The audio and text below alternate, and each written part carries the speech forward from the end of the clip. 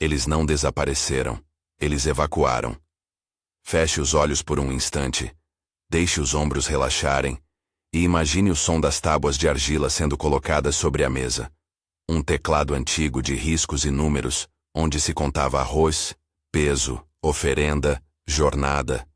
Agora imagine que de repente esse arquivo inteiro se cala. O que teria feito um conjunto de nomes e cargos tão precisos levantar-se e partir, deixando altares frios e corredores vazios? Esta é a pergunta que nos guia nesta noite, e é também o fio que atravessa as tábuas, os lamentos e os diários de um céu que nem sempre esteve em ordem. Em algumas destas tábuas, em registros que agora parecem secos e pesados como o pão de ontem, os deuses não são apenas figuras poéticas. Eles aparecem com títulos, com responsabilidades.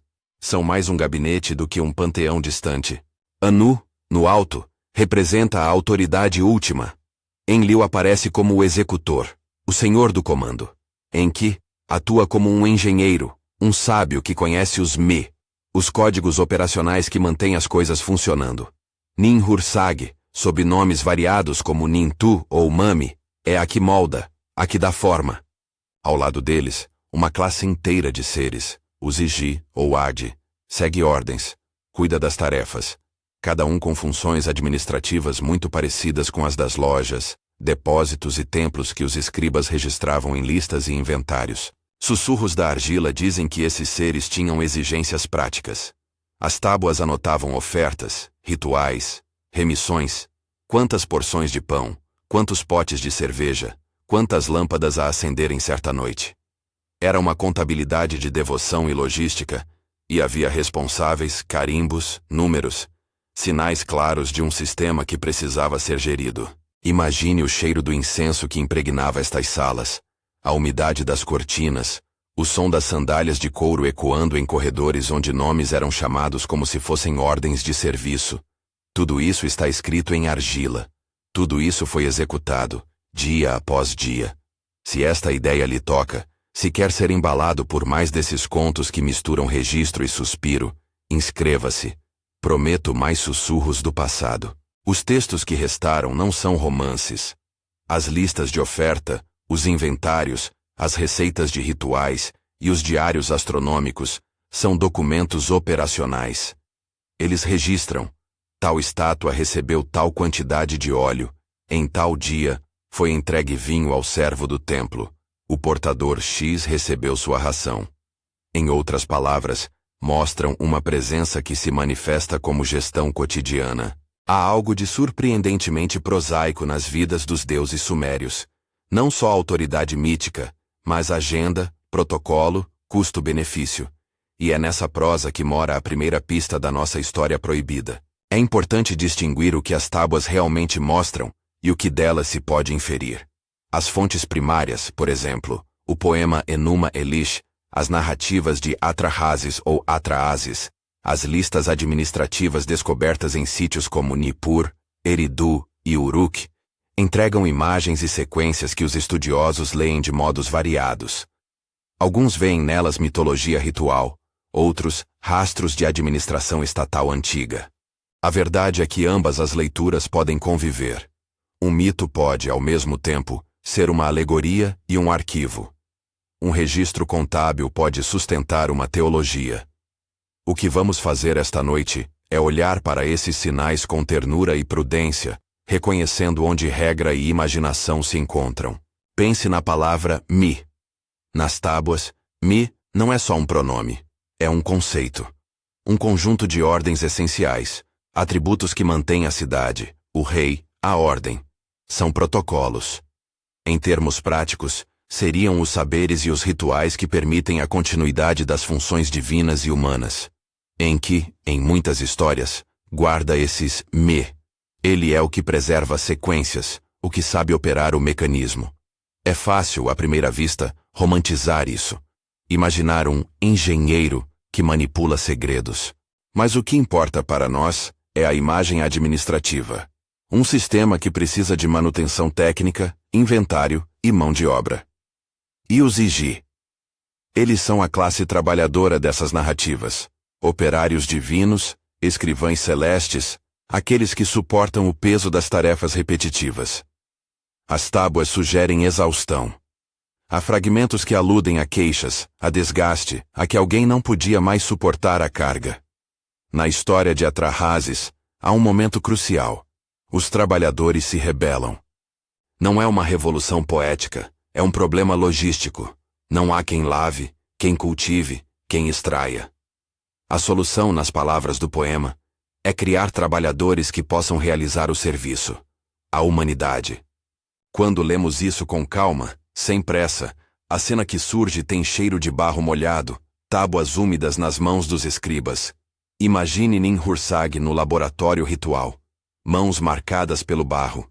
Ferramentas pequenas, cânticos antigos sendo entoados enquanto modelos são moldados.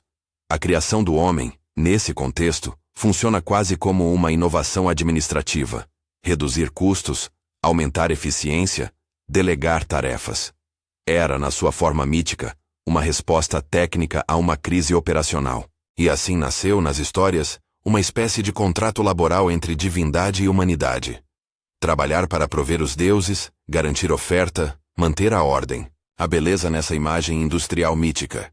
Sacerdotes que registram ração, deuses que recebem contas, humanos que assumem funções. Há também uma tensão que cresce devagar. Qualquer sistema que depende de rotinas e contagens vive sob a ameaça do ruído.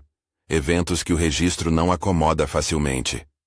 Culturas antigas chamavam esse ruído de homens, e o que anotavam nos diários astronômicos era, em essência, o alarme de um céu que começa a falhar em suas previsões. Quando as estrelas e os planetas não se comportam conforme o padrão, os escribas anotam. Quando os sinais se multiplicam, os rituais aumentam de intensidade e a administração entra em modo de crise. Esses diários astronômicos são particularmente sugestivos. Não são horóscopos. São observações metódicas de eventos celestes usados para prever colheitas, guerras e decisões. Quando um cometa cruza de maneira inesperada, quando a lua cria sombras imprevistas, os astrólogos escribas registram em colunas. Em muitos casos, esses sinais são interpretados como avisos. O céu facturando uma anomalia, o mecanismo de controle mostrando uma peça solta. A pergunta que surgia entre os que liam as tábuas era simples e terrível. Como gerir o mundo se o céu parou de seguir as ordens previstas? Como manter contabilidade quando as medidas mais básicas, tempo, estação, ciclo, vacilam? A crise administrativa, conforme as narrativas, teve várias vozes. Há registros literários, o Atrahasis, por exemplo, que apresentam uma sequência lógica. Aumento de população, mais demandas, mais necessidade de gerenciamento de recursos. Onde antes uma cidade podia operar sob menos pressão, agora tudo se acelerava. Os sacrifícios e a oferta tinham de aumentar na mesma proporção. Mas a capacidade logística, humana e divina, não era infinita. Os Iji cansaram, e a criação da humanidade, que havia sido uma resposta engenhosa, gerou um novo tipo de problema: multiplicação. A solução de um problema técnico criou complexidade técnica. Imagine um depósito onde as prateleiras se multiplicam além da previsibilidade. Imagine, à noite, escribas puxando pergaminhos, acendendo lâmpadas, contando grãos. O calor das lâmpadas, o cheiro de óleo e pão, as marcas de suor nas palmas. Estas são imagens que voltam à mente ao ler os inventários. Imagine agora que, com o tempo, as entregas se atrasam, a ração diminui, os recipientes quebram. Um pequeno ruído vira problema sistêmico, e os deuses, que antes proviam e recebiam, começam a sentir fome. Uma imagem que, no mito, é ao mesmo tempo literal e simbólica. Houve tentativas de controlar, rituais para conter a peste, toques de recolher para evitar dissidência, orações para provocar chuva. Mas as medidas administrativas nos poemas aparecem como insuficientes diante de uma emergência de natureza mais abrangente. Secas prolongadas, pragas que se estendem pela lavoura, surtos que as curas ritualísticas não alcançam. Em alguns textos, o termo Higmu aparece como um ruído, uma confusão crescente que desorganiza a lista de responsabilidades.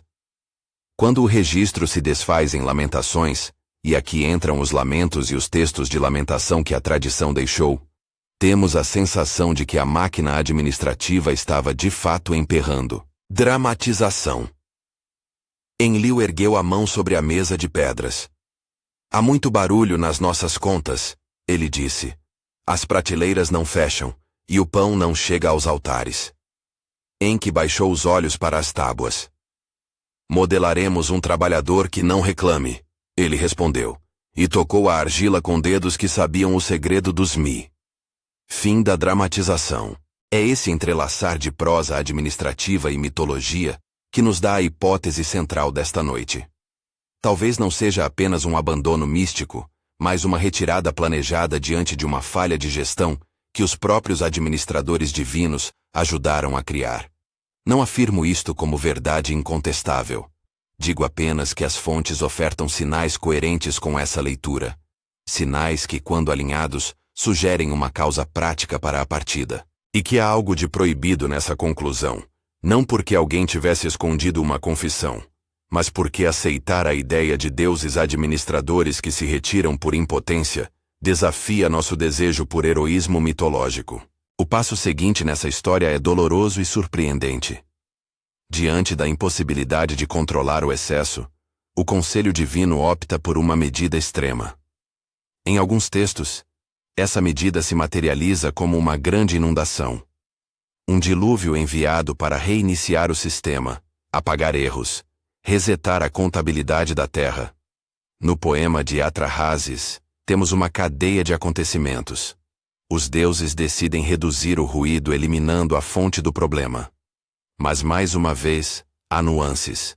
Enki, que conhece os Me, ajuda à margem do conselho.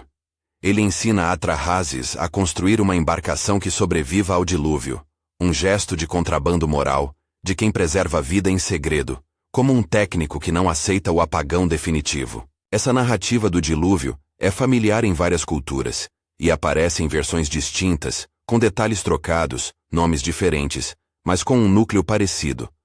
O anúncio de uma catástrofe e a salvação provida a uma figura que aprende o segredo.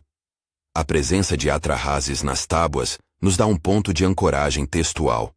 É um lembrete de que os mitos, por mais extraordinários, são também registros de decisões e reações humanas, ou divinas, a crises reais, e as crônicas de terra e céu corroboram que, em algumas épocas, as comunidades olharam para cima e anotaram anomalias. Ao lado dessas narrativas, a arqueologia traz um conjunto de sinais materiais que acentuam a sensação de evacuação. Escavações mostram camadas onde templos foram fechados abruptamente, altares selados, estátuas removidas ou depositadas em depósitos especiais. Em sítios como Eridu, Uruk e Lagash, arqueólogos encontraram vestígios de abandono ritual que não se leem como simples decadência, mas como ação deliberada. Objetos levados, câmaras lacradas, ofertas interrompidas. A textura do barro nas paredes, as marcas das tochas apagadas, o pó sobre vasos que de repente deixaram de ser usados. Tudo isso compõe uma fotografia do silêncio. Algumas dessas evidências podem ser interpretadas por um arqueólogo como resultado de guerra, praga ou deslocamento populacional. Todas essas leituras são plausíveis, mas há algo nos inventários que faz corar qualquer explicação puramente humana. As listas continuam registrando por um tempo a presença dos deuses, e então se calam. Documentos administrativos mostram prazos cumpridos até uma linha em que não há mais entradas. É como se o registro fosse cortado no meio de uma contagem. Essas falhas documentais alimentam a nossa hipótese da evacuação ritualizada. Não uma fuga caótica, mas uma retirada ordenada, uma transferência de bens, uma clausura de santuários. Os diários astronômicos adicionam um segundo registro que não é material, mas sim a observação do céu. Há anotações de eventos incomuns, de ciclos quebrados, de sombras e sinais que não se encaixam. O consenso acadêmico atual tende a interpretar essas anomalias de maneiras cautelosas. Variações climáticas, erupções vulcânicas, oscilações na pluviometria, ou mesmo erros de observação amplificados pela tradição oral. Porém, Alguns sinais aparecem com recidiva suficiente para sugerir que as comunidades percebiam uma mudança real nos padrões celestes. Não se trata de provar que houve um planeta que passou em frente do Sol, nem de aceitar teorias que propõem órbitas exóticas, sem evidências físicas sólidas. Trata-se de compreender que, para os observadores antigos, o céu deixou de cumprir promessas, e isso foi, por si só, causa de alarme. E aqui é preciso uma digressão curta e honesta sobre interpretações que correm hoje em muitos círculos. Autores como Zecharia Sitchin leram algumas dessas tábuas como provas de intervenções externas e alegaram a existência de um corpo celestial, Nibiru, que retornaria periodicamente. Tal leitura é uma hipótese alternativa, e justamente por isso deve ser tratada como tal. A maioria dos assiriologistas e astrônomos rejeita essa interpretação por razões técnicas. Tradução e interpretação de textos cuneiformes requerem contexto linguístico que muitas vezes é ignorado pelas leituras sensacionalistas. Evidências astronômicas atuais não sustentam a ideia de um planeta com órbita retrógrada e período curto que pode atravessar o sistema solar sem deixar rastros gravitacionais detectáveis. E os registros arqueoastronômicos, quando examinados com rigor, oferecem explicações mais simples e compatíveis com fenômenos conhecidos, como cometas, eclipses e variações climáticas. Em outras palavras, Sitchin e suas ideias atraentes oferecem narrativas poderosas, mas carecem do lastro que as metodologias contemporâneas exigem. Dito isso, é compreensível por que essas leituras seduzem. Elas traduzem o silêncio das tábuas em narrativa definitiva, e a mente humana prefere uma explicação dramática a um conjunto de possibilidades incertas. Voltando à cena, enquanto os escribas anotavam o céu, os altares começavam a ser esvaziados. Não como quem foge em desespero, mas como quem prepara uma retirada. Vasos lacrados, estátuas envoltas em tecido, objetos sagrados cuidadosamente embalados. Os depósitos que guardavam essas peças mostram sinais de organização, de inventário feito até o último momento. É como se a administração divina tivesse decidido. O serviço termina aqui. Nos corredores, o eco de passos dóceis. Nas pequenas câmaras de culto, o aroma da última oferta, ainda quente, antes de um silêncio duradouro. Mas por que uma administração que parecia tão experiente e engenhosa tomar uma decisão tão definitiva? A resposta, nas narrativas, é complexa. Há, de um lado, o medo da perda de controle, populações que crescem além do calculado, processos que fogem do plano. Há, de outro lado, a sensação de que o céu, o próprio regulador supremo, estava falhando. Se as medidas rituais e administrativas não bastavam, restava uma única escolha extrema: reiniciar. Reiniciar, na linguagem mitológica, é o dilúvio. Reiniciar, na linguagem da administração, é redefinir sistema e fronteiras de responsabilidade. Antes que a decisão fosse consumada, contudo, houve dissenso. Enki, que conhecia os Mi e entendia dos processos, mostrou compaixão. Ele não negou a gravidade da situação, mas ofereceu uma rota de fuga para a vida. Instruir um homem e sua família a construir uma embarcação capaz de sobreviver ao reset. Atrahasis é o nome que nos chega através dos textos como aquele a quem foi confiado o segredo. Ele recebe, em segredo, uma planta, um projeto, a promessa de salvação. É uma cena de cinema antigo.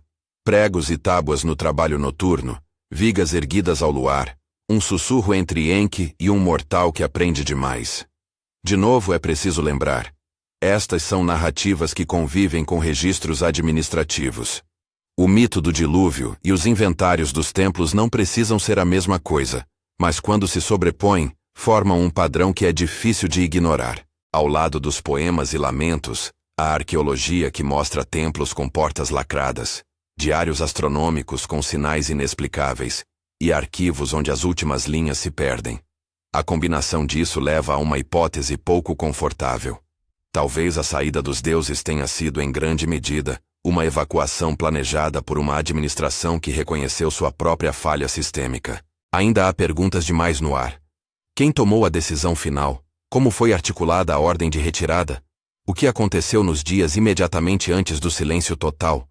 Há fragmentos que falam de migração para outras cidades, de transferências de objetos para depósitos secretos, até de rituais de despedida que pareciam normais, mas que carregavam o peso de um adeus. Em algumas inscrições, sacerdotes continuam a recitar fórmulas mesmo quando as estátuas já não estão mais nas câmaras, um sinal de que o rito tentava manter a ilusão do retorno. Esses gestos de fidelidade ritual são ao mesmo tempo tristes e belos. Eles sustentam o desejo humano de não perder aquilo que foi sagrado, mesmo quando a divindade deixou de responder. E é aqui, no limiar entre o silêncio e a ordem quebrada, que deixamos por agora o corpo principal da história. As peças do quebra-cabeça foram apresentadas, os deuses como administração, os Igi exaustos, a criação humana como solução técnica, os diários astronômicos que registram anomalias, e os templos que mostram sinais claros de retirada ritualizada. Há ainda muito por dizer sobre o momento do dilúvio, sobre a viagem de Atrahasis, sobre as consequências culturais que transformaram presença em distância. Há sobretudo ainda muito a explorar nas camadas arqueológicas e nos detalhes dos textos. Por que algumas comunidades continuaram a oferecer ração durante décadas, como se esperassem um retorno? Por que certas listas são meticulosas até a última linha, e de súbito, terminam? Por agora, respire fundo. Imagine os corredores onde as tochas se apagam uma a uma, o som distante de portas sendo trancadas, e o vento que sopra entre estatuetas enroladas em tecido. Imagine os escribas que, pela última vez, riscam uma linha em uma tábua, e colocam-na sobre a pilha, como quem encerra um turno eterno. O silêncio que se segue não é apenas ausência de barulho, é a suspensão de um contrato antigo entre habitantes do céu e trabalhadores da terra. E é esse silêncio que, por séculos, deixou milhares de vozes interrogando. O que exatamente aconteceu quando os deuses se levantaram e partiram? Ainda há o próximo capítulo, onde as medidas extremas serão debatidas, onde o conselho se reunirá, onde vozes em conflito decidirão o destino da criação. Há também a história de Atrahasis, esperando para ser contada em detalhes, a construção da embarcação, o cheiro da madeira recém-cortada, as noites de vigília enquanto as águas começam a subir, e há, por fim, as interpretações modernas, as leituras que buscam um Nibiru, as reações científicas que recusam tais ideias, e as razões pelas quais algumas versões alternativas persistem na imaginação coletiva. Por esta noite, permita que a imagem do templo vazio e do céu inquieto viaje com você até o sono. Conserve em mente, sem medo, a delicadeza de um sistema que falha e a beleza trágica de quem tenta remediar. Amanhã, se quiser, voltaremos a esse salão de argila e continuaremos a ouvir o que as tábuas ainda têm a sussurrar. As tábuas se recolhiam e as tochas se apagavam. O que vinha a seguir foi uma sequência de decisões e ruídos que alguns textos descrevem com a clareza seca de um inventário e outros com a linguagem inflamável do mito. Entre as linhas gastas de Atrahasis, surge o momento em que o conselho se reúne e a sentença é posta em forma de água. Não é uma imagem imediata de fúria divina. É antes uma escolha administrativa radical. Reiniciar, apagar, reduzir a massa de problemas para que o sistema volte a ser gerível. Imagine então, a noite antes do grande reinício. Nas margens de um rio, homens e mulheres trabalham com pregos e cordas sob o luar. O cheiro da madeira recém-cortada mistura-se ao salgado da brisa e ao perfume do óleo que embebe as cordas. Há poeira fina nos roços das ferramentas. Há a repetição cadenciada do martelo. Atrahasis, no texto, recebe instruções precisas, medidas, camadas, compartimentos tão detalhados quanto um plano administrativo de armazém. Não é poesia abstrata. É planta, é especificação, é técnica manual transmitida de um conhecedor para um aprendiz. Dramatização. Enki sussurrou. Corte as tábuas assim, sobreponha como os sulcos das tábuas, não deixe brechas. Dentro, Guarde sementes, feno, água. Feche com dobra dupla. Leve contigo quem souber contar e quem souber acender o fogo. Atrahasis anotou tudo com a ponta do estilete, as mãos sujas de breu e barro. As noites de construção são longas. O ranger das tábuas lembrava, por vezes, o som do papiro quando se vira a página. O estalo do martelo soa como uma contagem, um tique que tenta domar o tempo. A embarcação cresce num ritmo ritual e prático ao mesmo tempo. Vigas que suportam peso e histórias, pregos que prendem vidas a um futuro incerto. Ao longe, os sacerdotes continuam a recitar fórmulas. As cidades ainda esperam por sinais, e os altares recebem a última porção de óleo e pão, como quem oferece uma despedida. Quando a água finalmente sobe, nas versões poéticas do mito é um rugido vindo do seio do mundo, a descrição se quebra entre a violência das ondas e a surpresa dos administradores.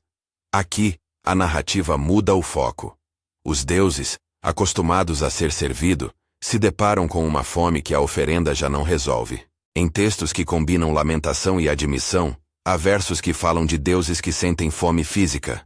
Há imagens desconcertantes de figuras divinas procurando por alimentos dentro de câmaras vazias. A cena inverte as hierarquias. Aqueles que recebiam passam a precisar. Esse efeito é dupla face, simbólico e quase literal na poética antiga. Simboliza que a ordem do cosmos, o céu que regula as estações, a terra que dá fruto, entrou em desequilíbrio. Literalmente, na linguagem do mito, os deuses têm fome porque as rotinas foram quebradas. A fome nas narrativas é por alimento e por controle. Eles perdem o suprimento e perdem a capacidade de impor o ritmo. A panificação dos altares cessa. As lâmpadas não se acendem. Os roteiros administrativos deixam de produzir. Enquanto isso, em alguns arquivos que resistiram ao tempo, as colunas chegam ao fim de sua contagem. A última margem de uma tábua pode sofrer cortes indecifráveis. A entrada acaba. A mão que escrevia sumiu. Em vários sítios, arqueólogos encontraram documentos com listas que param. Como se, num inventário cotidiano, a caneta tivesse sido largada no ar. Esses cortes alimentam a ideia de retirada ordenada. Não um saque selvagem, não um incêndio avassalador que destrói tudo de uma vez, mas uma clausura metódica. Vasos lacrados com cordas, estátuas envoltas, câmaras trancadas com cerimônia, tudo indica cuidado, e não desespero. Há uma diferença entre fugir com pressa e desligar um serviço com protocolo. As cenas de evacuação aparecem intercaladas com momentos de resistência ritual. Em algumas inscrições, sacerdotes insistem em manter o rito, recitam as fórmulas, mesmo quando as oferendas já não encontram rostos. Esse gesto lembra um registro de manutenção. Repetir o procedimento para preservar o contrato, ainda que o outro lado não responda. O coração humano nesses textos tenta segurar a ordem através da repetição. O som de uma oração contínua não é apenas pedido. É tentativa de manter vivo o que foi estabelecido pelas contas e pelos me. Voltemos por um instante ao conselho. Quem decide acabar com a vida, reiniciar a terra, tem que enfrentar o ônus administrativo da escolha. Não há unanimidade nos textos. Enlil, visto como senhor do comando, aparece em alguns versos como o agente que, por pragmatismo ou por exaustão, apoia a medida. Enki, por sua vez, com seu conhecimento dos me, hesita. Preservar a ordem é também preservar a vida. A tensão entre punição e misericórdia transforma uma discussão burocrática em uma disputa ética antiga. Em última instância, a imagem que esses mitos trazem é de administradores diante de um próprio sistema que admite falha, e buscam então a única solução que conserte a máquina de modo definitivo. Quando a água bate nos muros das cidades, os deuses não se contentam em observar. Nasceram medos mais primitivos, a perda de sacralidade, a incapacidade de ser servido, o risco de que sua própria presença seja posta em dúvida. Por isso, parte do drama escrito é de uma angústia íntima. A divindade que se vê reduzida ao nível de quem precisa. E é aqui que emergem imagens muito fortes nos poemas. Deuses que caminham nus de poder, pedindo, reclamando, famintos de oferta e de ordem. Para as comunidades que ouviam esses cantos, a imagem devia ser terrífica e fascinante ao mesmo tempo. Do lado dos mortais, a catástrofe traz transformação cultural. Após o dilúvio, quando a água baixa e a embarcação encalha, a relação entre humanos e divindades muda. Os poemas falam de um ajuste. Agora há um limite diferente, acordos reescritos. Os deuses que voltam a falar com os sobreviventes são outros, ou pelo menos aparecem sob uma nova estratégia. A transição é lenta. Santuários são reabertos, mas de maneira distinta. A presença já não é direta, e a teologia se transforma em formas que ocupam a distância. Sacerdócio mediador, reis como representantes. Em termos organizacionais, alguém tomou a decisão de passar a gestão para intermediários humanos. A administração se externaliza. Arqueologicamente, essas mudanças aparecem nas camadas de material cultural. Em algumas regiões, após níveis que evidenciam abandono ou destruição por água, surge um novo padrão de construção, de culto e de arte. Os objetos são diferentes. As inscrições contam histórias renovadas. Não é uma coincidência que a memória do dilúvio deixe rastros em literatura posterior. O tema se propaga porque lida com uma questão humana central. O que fazer quando o mundo se torna incontrolável? Agora consideremos com cuidado a outra linha de evidência que aparece nas tábuas. Os diários astronômicos. Eles são, por natureza, registros técnicos, colunas, datas, medidas. Os astrólogos escribas anotavam a posição das estrelas, os ciclos da lua, a passagem de corpos celestes. Quando esses diários mostram anomalias, os leitores antigos as entendiam como sinais de desordem. Para uma administração acostumada a prever a estação e a contar a ração, tal desordem é crítica. Colheitas podem falhar, transportes ser adiados, calendários perderem coerência. O impacto prático é direto. O que os diários registraram varia. Eclipses inesperados, cometas, manchas no céu. O problema moderno é não confundir a força do testemunho antigo com interpretações modernas anacrônicas. Existem explicações plausíveis, frequentemente preferidas pelo consenso acadêmico. Erupções vulcânicas que alteram climas, variações regionais na precipitação, observações de cometas que eram aceitas como presságios. Cientistas e assiriologistas tendem, com base em evidência física e linguística, a descartar leituras que proponham um corpo celeste gigantesco, com órbita curta e retornos periódicos. As chamadas teorias de um planeta Nibiru, transitando o sistema. Tal ideia carece de comprovação física. Não vemos hoje efeitos gravitacionais residuais que um corpo massivo teria deixado, nem há correlação astronômica verificada que permita um retorno cíclico sem deixar vestígios detectáveis nos registros científicos modernos. Ainda assim, há uma razão para que leituras alternativas persistam. Elas oferecem um enredo único e poderoso. Causam uma ponte direta entre trechos fragmentados das tábuas e um drama cósmico compreensível para mentes modernas. Em termos narrativos, é sedutor converter imprevisibilidade em ato de um corpo celeste. Mas há custos hermenêuticos. Perder a cautela com traduções, sobrepor leituras modernas sem contexto e transformar impressões em certezas. Por isso, o roteiro desta noite distingue claramente. Sitchin e seus seguidores formularam hipóteses atraentes, mas essas hipóteses pertencem ao domínio alternativo. Elas podem ser levadas em conta como leituras que dialogam com o silêncio das tábuas, mas não como substituto da investigação crítica. Mesmo entre quem rejeita a ideia do planeta, há consenso em uma coisa simples e poderosa: que o céu, em determinados momentos, deixou de cumprir a função de referência estável. Seja por clima, seja por fenômenos atmosféricos, seja por convulsões naturais interligadas, o resultado prático, para quem dependia de contagens e previsões, foi o mesmo: uma crise de gestão.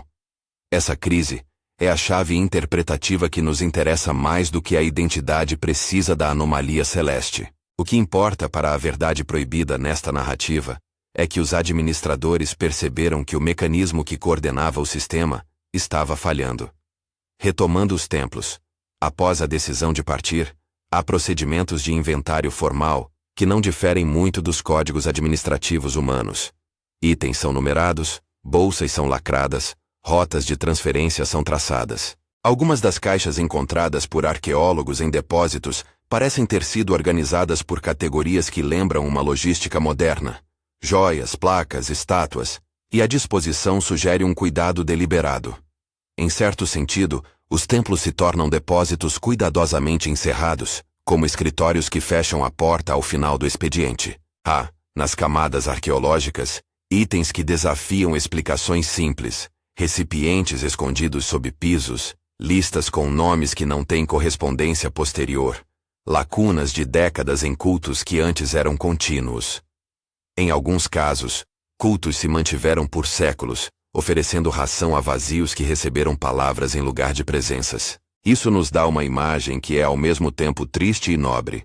Sociedades que recusam renunciar à tradição, mesmo quando a presença que sustentava aquela tradição parece ter se ausentado.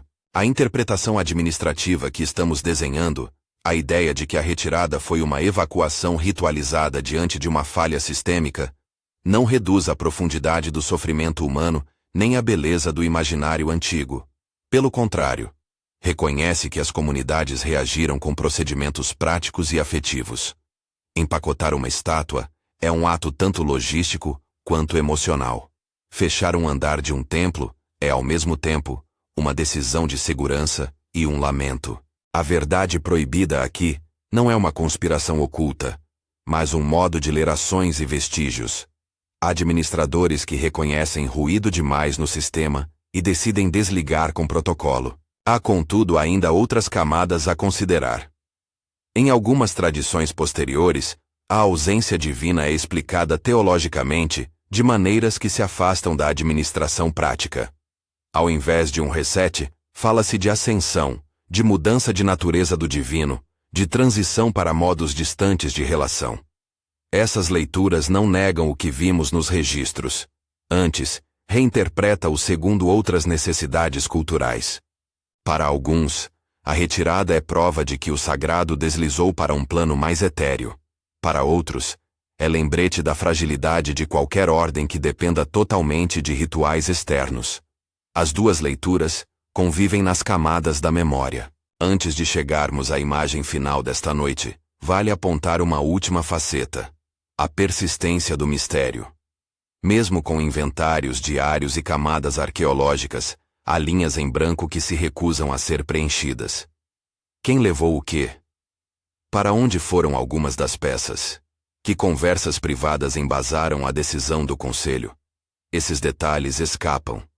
Em seu lugar, ficamos com sombras, memórias, objetos envoltos, a sensação de que algo foi transferido para portas que não conseguimos abrir. Talvez em algum arquivo secreto que o tempo ainda preserva, haja uma lista que explique cada movimento. Talvez não. A verdade proibida que propusemos, a de que os Anunnaki evacuaram diante de uma falha administrativa, não exige que rejeitemos outros elementos do patrimônio mitológico. Não precisa expurgar a sacralidade das palavras antigas, ao contrário, enriquece a leitura ao mostrar que mitos podem ser, simultaneamente, poema e protocolo, canto e conta.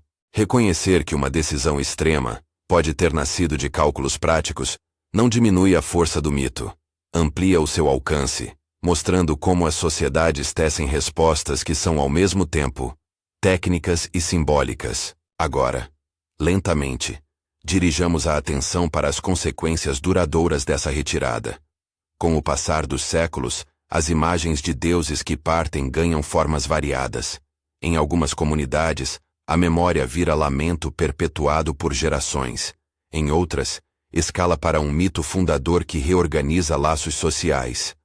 A ausência gera instituições, templos que se transformam em arquivo, ritos que se tornam principal ligação entre homem e divindade, reis que assumem funções de mediação. A retirada transforma o mundo ao reforçar a necessidade humana de agência. Se os deuses não andam mais pelas ruas, alguém deve manter as contas, e esse alguém quase sempre é humano. No plano material, a retirada tem efeitos que vemos hoje com os fragmentos e camadas arqueológicas. Em termos de imagética cultural, ela cria metas narrativas que atravessam mitologias posteriores. O tema do dilúvio, a imagem do sobrevivente que recebe segredo, a sensação de que o céu mudou. Essas memórias coletivas moldam comportamentos. A recusa ao abandono, a insistência em rituais de manutenção, a criação de escrituras e leis que tentam tornar a gestão da vida menos vulnerável a ruídos cósmicos. E é por isso que a ideia de uma verdade proibida exerce tanto fascínio. Ela não é proibida porque alguém a enterrou.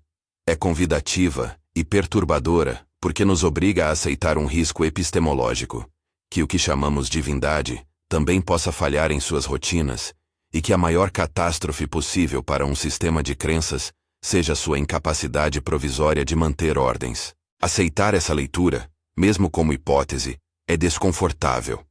Desfaz a preferência por narrativas em que as forças superiores são sempre salvadoras e firmes.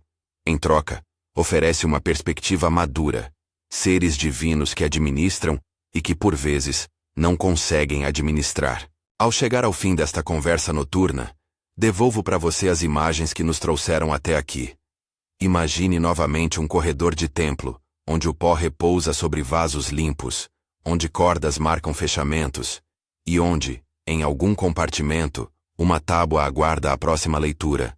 Sinta o cheiro do óleo que secou e a textura do tecido que envolveu uma estátua.